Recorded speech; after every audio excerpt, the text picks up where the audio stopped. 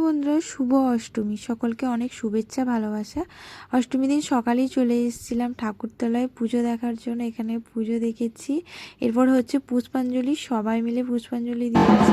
আর এদিকে মাম্মা আর বাবা খেলা করছিল, তো ভালো লাগছিল। আজকে একটা বাড়িতে যেতে হবে, আমাদের ফ্ল্যাটেই থাকে, ফ্ল্যাটের নিচে। তো মাম্মাকে নিয়ে যাওয়ার জন্য বলেছে। ফাইনালি দেখো এখানে এসেছি। এখানে কিছু নিয়ম আছে যেটা আমি জানি না। বাচ্চাগুলোকে সবাইকে আলতা পরিয়েছে, মানে পুজো করার মতো, মানে কন্যা পুজো নাকি, জানি না কি নিয়ম। তো দেখছিলাম, এত ভালো লাগছিল না, মানে ঠাকুরের মতো পুজো করছিল বাচ্চাগুলোকে, দেখতে বেশ ভালো লাগছিল।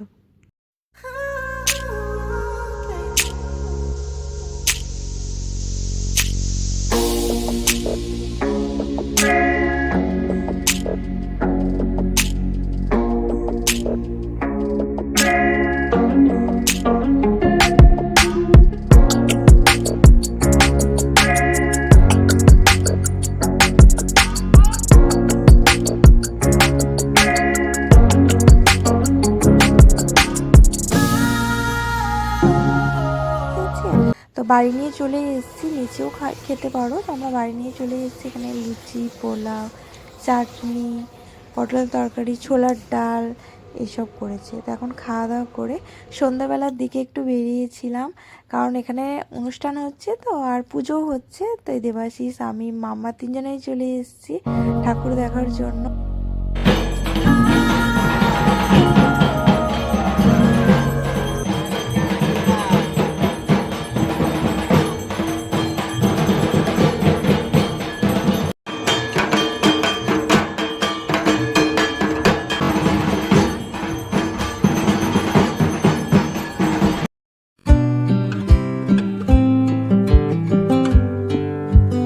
এখন ঠাকুরের প্রসাদ খাচ্ছি। বাড়িতে আমি যতবার সুজি করে দিয়েছি নরম করে, খুব ভালো করে, কিন্তু খেতে চায় না। এখানে সবাই খাচ্ছে।